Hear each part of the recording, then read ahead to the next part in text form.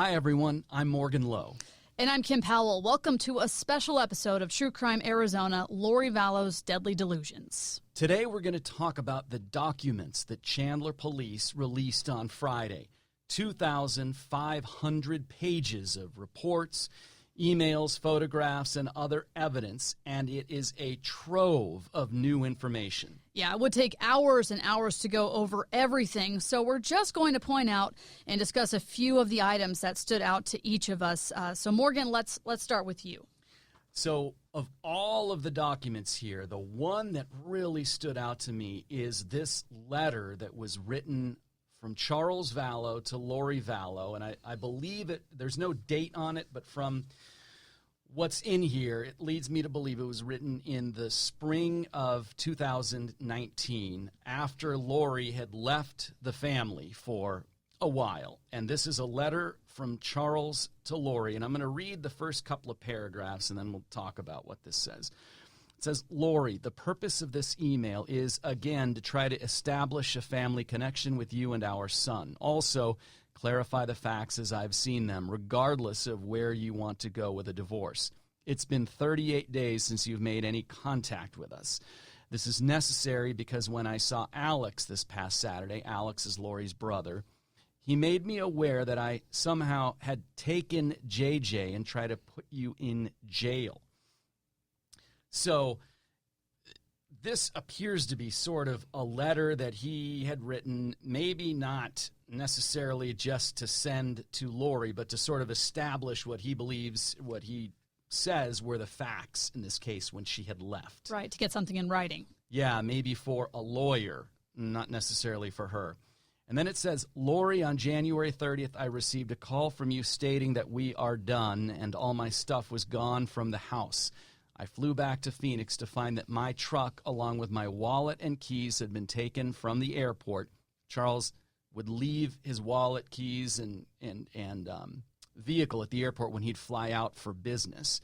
I also saw that $35,000 was taken from the business account by you. $22,000 was to be paid the next day to our other reps. So this $35,000 that we've reported on, Lori went in and took it out of the account, I assume, to live off of. So again, here he's establishing the facts of what he says happened there. And so January 30th, 2019, Lori says they're done, and I assume she wants a divorce at that point. Does that change any of the timeline that you were aware of? Not that I can think of, because, we already knew these things, so to speak, even before seeing that letter. We saw the body camera footage when Charles came back from Texas from that work trip and said, hey, my wife is gone with the kids. I can't get into my house. She took the money out of my account, and that's where everything kind of started spiraling for them. So I'm guessing that letter was written sometime after January or February of 2019. Yeah. Then later in the letter, it says, on the same day, Kay received a text from you. So January 30th, Kay Woodcock, Charles' sister, receives a text. She didn't tell me about it till Friday, February 1st, so a couple of days later. I was shocked beyond belief when I read it. In case you don't recall, here it is. And then it's redacted. It's blacked out. And then it says, Lori, if somehow it makes you feel better to make these kind of accusations, then I certainly can't stop you. But for the record, you and I both know it's ridiculous. You are my one and only for 14 years, period. So what this tells us is that what was redacted in here was the accusations that Lori made against Charles that he had been cheating on her. Right. And this is what's come out since Lori was indicted for conspiracy to murder him, that she had accused him of cheating. This is also what Lori's family had told me last year when we interviewed them. They believe, from what Lori had said, that Charles was unfaithful. Charles denies it here. And then this letter goes on, and Charles says he's offering her a deal. Says, on Friday, March 15th, I will have all my stuff vacated from the house. You may have it back Saturday, March 16th. I will continue to pay all bills, and you can work out a schedule with JJ. I will also include schedule a locksmith to change all of the locks. I need to know if this is acceptable by Monday morning, March 11th. So we know that he had made this offer to her. She can stay in the house, that rental house that they had in Chandler. He would pay all the bills. He appears to want to keep the family together at some point, even if they are not going to be husband and wife. And this is consistent from what I have heard from Charles's friends. Mm-hmm. Now, what is interesting as we move forward after this letter, after this time, Lori moved back and they tried to give it a go for a little while. And as you said, things started to spiral, and then it just, wasn't going to work out. But, this is like Charles speaking. This was his mindset. This is how he was viewing what was going on that spring when he was still alive. There's one other just quick paragraph in here. He says, if you have not contacted me, the only conclusion I can draw is that after 38 days, you and your family no longer want communication with JJ. This will be your choice. So again, this is when she had disappeared, left the family. I don't know where she was. I'm assuming she might have been in Idaho. If I remember correctly, she and Tylee left to Hawaii for about 2 to 3 months in early 2019. So that was Hawaii then. Yeah, and again, Charles and Lori try to reconcile. They try to make things better. And then I found this letter here in those documents from June 29th, 2019, sent from Charles to Adam Cox. That's Lori's other brother, not to be mistaken with Alex Cox. But I wrote, Adam, open this letter and see what she did. I'm not sure of the relationship with her and Chad Daybell, but they are up to something. She created an email alias for me, as I've never set this one up. She sent this yesterday, and I guess she forgot all her emails are on the computer at the house. I asked her to explain it, and she started blaming you, Brandon Boudreau, and me for perpetuating a scheme against her. Just more of her paranoia. She will not explain it. I'm going to send it to Chad Daybell's wife. Her name is Tammy, and I found her email address on their website. I've got her cell number too. Sounds very suspicious to me. What do you think? Whenever she gets caught doing this kind of stuff, she starts blaming everybody else, mostly me, you, and Brandon. Brandon and I are the victims of her craziness. I wish you luck trying to help her. I was the only one brave enough to try to get her help in January, and look what happened to me. The whole family put a scarlet letter on me. Maybe now they can see what they're up against. Yeah, so that really points out there was one brother, Alex, who was really on Lori's side this whole time, and he's the accused shooter. He's the accused killer in this.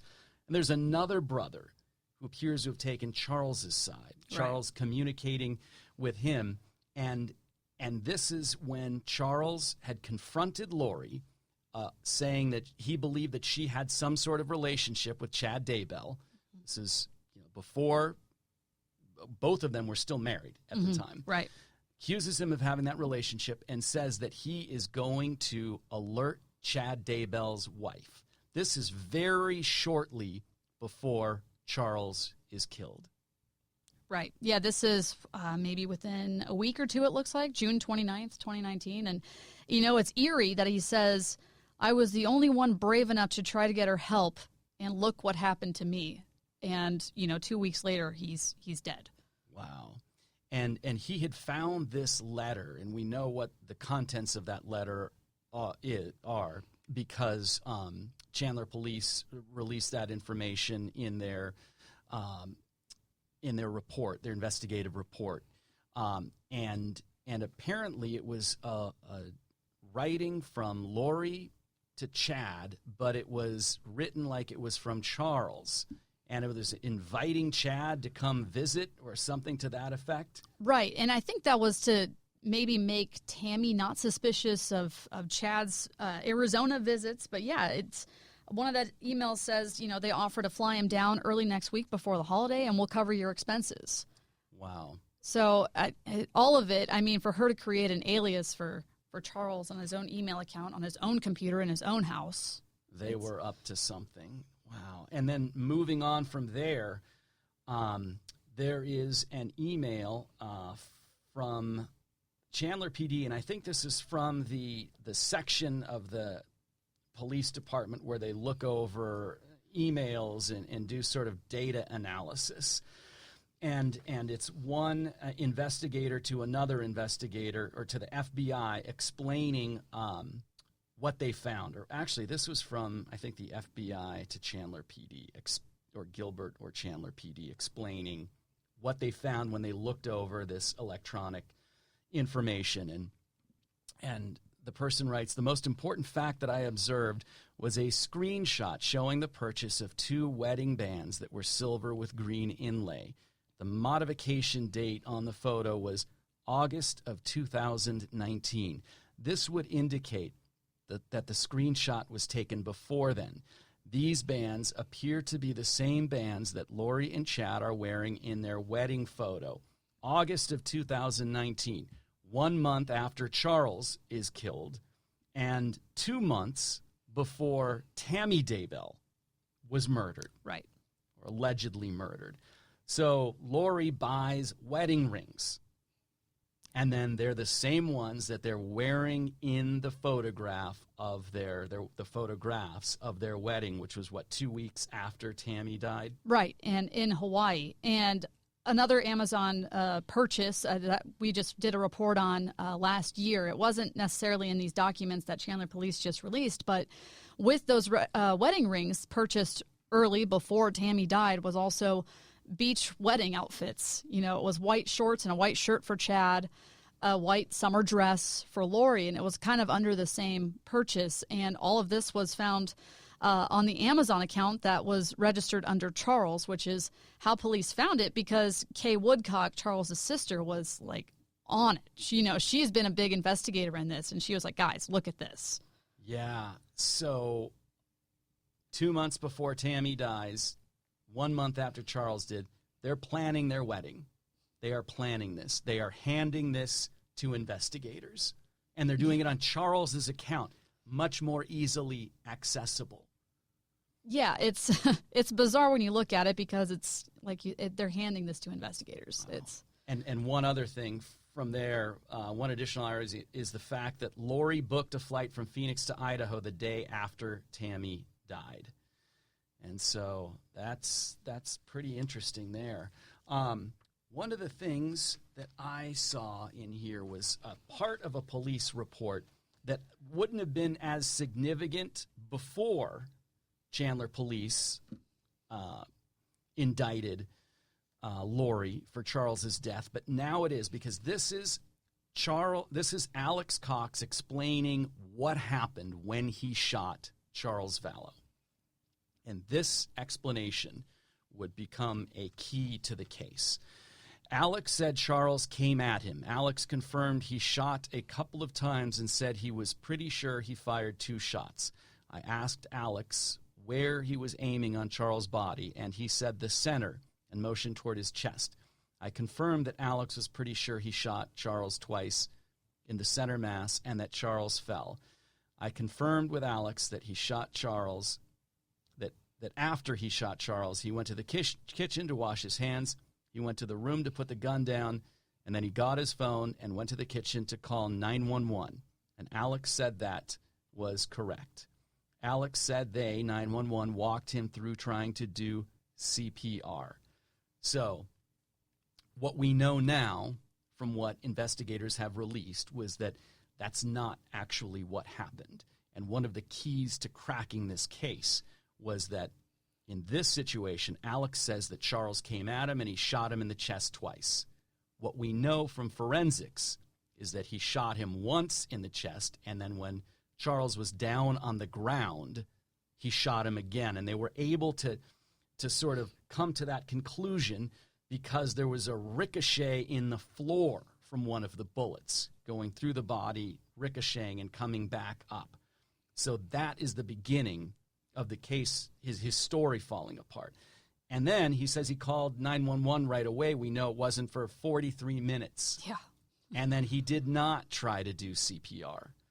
So at the time, there was no reason to question, exactly what we saw there other than being skeptical. But now we know they have facts that showed this is not what happened. So an older police report now becomes more interesting once we know all the facts involved. Yeah, and I think the part about him doing CPR, listening back to the 911 calls, I think I've listened to it about at least a dozen times now. And the dispatcher is saying, hey, I can help you do CPR. And he's like, I don't know if I want to do that. She goes, well, I'll walk you through it. And he goes, okay. And it's just so, you look back at it and you're like, yeah, he knew it was useless and he didn't even want to try. And it at risk of being macabre, you wonder if he waited that long to make sure that Charles was dead. Mm-hmm. Or, I think there was phone records that show that he called Lori on the phone in between the shooting and the 911 call. And Alex Cox is dead himself, so there's no way to find out what was going through his mind, why he waited that amount of time. Right. Which has made that whole part of the case really difficult for investigators. And you've got something here from Kay Woodcock. Right. So this is July 23rd, 2019. So that's just, 12 days after Charles, her brother, was shot and killed. And she emailed detectives. It shows right away that she was skeptical of the entire thing being, quote unquote, self-defense. She starts off the email saying she did not, in all caps, work the entire 13 years they were married, no matter where they lived.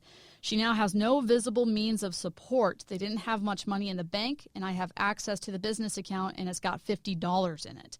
And she goes on to talk about how Alex and Lori had this weird relationship. She says her relationship with Alex is weird. I mean, seriously, how many brothers would taser someone for her like he did to her last husband and then had to do time, one of 2 to 3 assaults, and then now Charles? I guarantee my 2 remaining brothers love me, but you don't cross certain lines. Alex obviously doesn't understand that.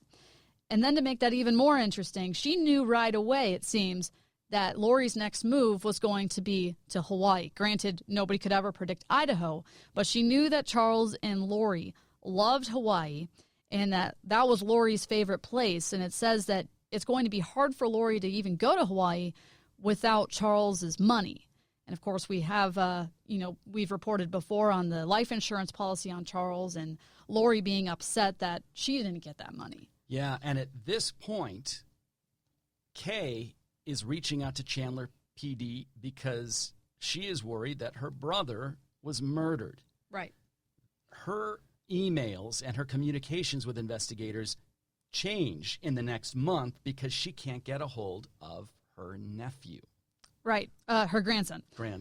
Yeah. Confusing family legally tree. Nephew and legally grandson. Yes, yeah. Confusing family tree. But yeah, and I think that's where she probably started getting worried for JJ, because JJ is now with who? With Lori and Alex, and they're accused of, or potentially, murdering Charles. And it even says here, Charles was so in love with Lori that he was blind to some of the manipulations, and he would always respond, but I love her. And, it would drive Kay crazy. And now seeing this, seeing that happen to Charles, I think that was her ticket to say, hey, Chandler police, you got to look into this more. Yeah, so many email exchanges between Kay and the investigators, pushing them to look into the murder, the shooting death of her brother, pushing them to try to find the kids, Tylee and JJ, who in the next month and forward, she had not heard from. And she really, talk about the real driving force in this investigation, was her pushing investigators. And then one other thing, we've heard from Lori. We had heard from Lori before that Kay was this overbearing sister-in-law who was after Lori, and she described her as this mean-spirited person. But there are emails and text exchanges in here that paint a completely different picture of Kay. They paint a picture of her as a caring grandmother, a caring relative. And you've got one of those examples right here. Right. This is a text message. It doesn't show the date on this. I'm guessing it's between September and October, just from other reports I've done on the case. But it starts with Kay's text message to Lori saying, "Y'all okay? I'm worried. Please just send quick text that y'all are okay. Did you see fight itineraries? You good with it?" I think she meant flight. "Love you. Kisses for JJ from Mima and Papa." And then Lori responds, "Sorry, period. Yes, period. We are okay, period. Been busy, period. I've never received any email from you. We have been figuring out what to do. JJ won't be able to go to Louisiana next week. We are moving back to Hawaii ASAP before school starts there. Please send me the address that you want me to send the ashes to your memorial. I'll also send a box of things for Cole and Zach. If you could give it to them, that would be great. Thanks." And Cole and Zach are Charles's sons. Right. And so, yeah, you get this idea here. Kay is this caring person trying to reach out, and Lori's response is just so sort of matter of fact, just like sentence, sentence, sentence. No, he's not going to be able to make it back there. We're moving away. Right. And I remember other emails that Kay has shared with me that she tried to send to Lori because Lori was accusing her of being overbearing, like you said, and saying that Kay was threatening her. And Kay showed me the emails and said, "No, hey, look at these emails, judge for yourself." And it was Kay saying, "Hey, Lori, please, like, we just want to talk to JJ. We want to make sure he's okay. He's been through a lot. His dad was shot and died, and now he's moved and maybe starting a new school." And every time Lori would either ignore it or come up with an excuse. And actually, this is another email from Kay to investigators. This one's dated August 11th, saying, "JJ finally FaceTimed us yesterday for a whopping 36 seconds.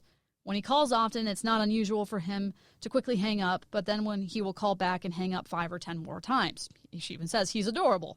We've not seen or talked to him in approximately 2 weeks. All contact with him is extremely short, as was the call yesterday. He's very easy to manipulate, and his diabolical homicide mother knows this." So now she's starting to get frustrated, clearly. "And when he calls, his voice is always exuberant and loud. He was subdued, to say the least, on yesterday's call. We were encouraged seeing him, yet worrisome due to his lack of excitement."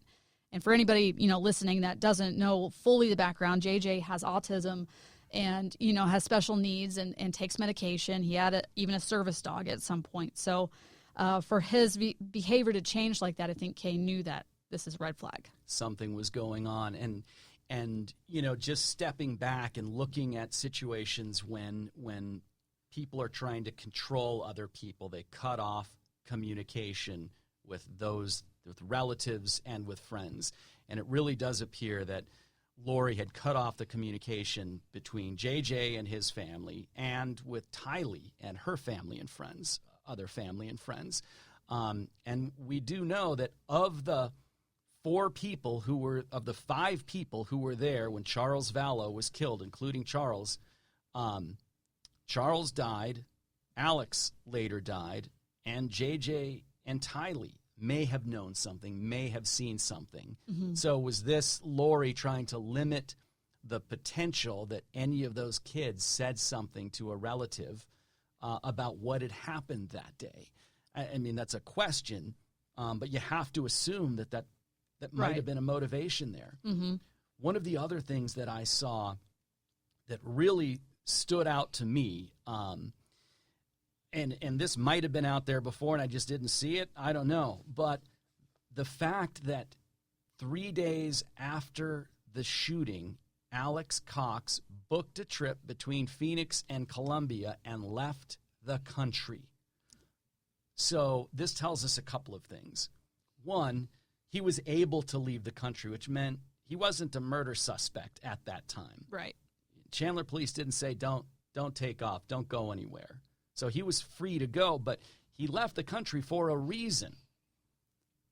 He went to Colombia. Yeah, that one shocked me as well. Right, like he fled the country, although he came back afterwards. But at that point, it did not appear that he was a murder suspect. I mean, the email, the press release that went out from Chandler police at that time was that it appeared that Alex shot Charles in self-defense during a family fight. We know now from behind the scenes that Chandler police were investigating this Right. as a homicide.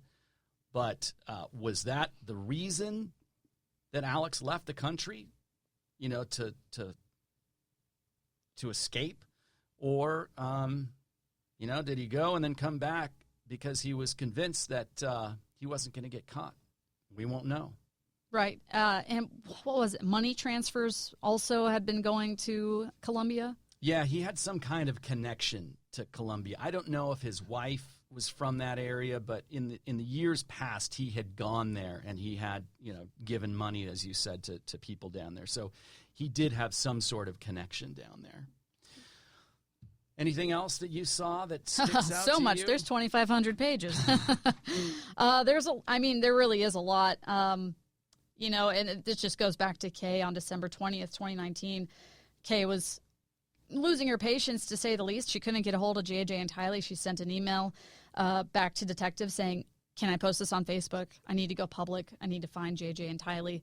And it just goes to show, I've mentioned it to Kay before in an interview, and I said, we've been going through this a year and a half. She goes, no, you've been going through this a year and a half. She's like, I've been going through this almost 2.5 years now.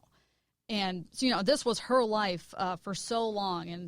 And you really see in these emails just how big of a role she played in this. Actually, I do have one more interesting thing on a different topic. Ian Pulowski, that's Melanie's niece's new husband. Melanie Boudreau. So she had remarried, and Ian had partnered, I guess, so to speak, with the FBI, or at least said, hey, I'll help you guys. And this is an update that detectives got from Ian saying that, what date is this? December 14th, 2019. So this is a couple days after Alex dies, a couple days after Tammy's body is exhumed. It says, Ian and I spoke this evening, and he said Chad and Lori called Melanie last night. Chad and Lori said Rexburg police has contacted 2 of Chad's children and threatened them that they were going to exhume Tammy's body. Chad and Lori think it is a lie and that they are really going to exhume the body. Chad and Lori don't seem to know that the exhumation really took place, or at least they are not saying it to Ian. I didn't tell Ian that it had already happened. Then it goes on to say Chad and Lori feel they are being bullied by Rexburg police and plan to get a lawyer to represent the family, including Chad's kids. His kids will then just refer to future law enforcement contacted to the lawyer. Chad and Lori have heard a rumor that the FBI is involved, but again, think this is a scare tactic from the police and don't think the FBI is really involved. Chad and Lori are still not saying where they are, but think things will calm down in a few weeks and may move back to stay with Melanie and Ian. So Ian, who is the new husband of Lori's niece, is sort of acting as a spy in this. And right. He is telling investigators what they're hearing from within the family. And that's just an incredibly interesting exchange there, because it's giving us an idea of what the family saw and seeing that investigators are taking this information and sharing it among themselves. Right. And to tease what we have coming up, I sat down with Ian and Melanie, and I asked them about what sparked Ian's willingness to work with investigators, what Melanie thought when she found out that he was doing that. And it is a really eye-opening exchange with them, and I'm going to have that in its entirety in either the next episode or the episode after that, when we really dig into the details of what was happening that fall when investigators were looking into this case. Chad and Lori had disappeared, and they were trying to figure out where the kids are, and still this murder investigation going on into Charles Vallow's death. Yeah, it's there's so much to this case, and that's why when people are listening to our podcast, we're kind of still weaving in and out from the background of the story to these new developments, because this is still a very, very active case that's going on. So that's it for now. Thanks for listening in, and we will have a new episode out next week where we will continue the storyline as Lori and Chad hide out in Hawaii. This podcast was written and reported by Kim Powell and Morgan Lowe. Edward Ayala is the editor. True Crime Arizona, Lori Vallow's Deadly Delusion is a production of Arizona's Family, CBS 5, 3 TV, and azfamily.com in Phoenix, Arizona.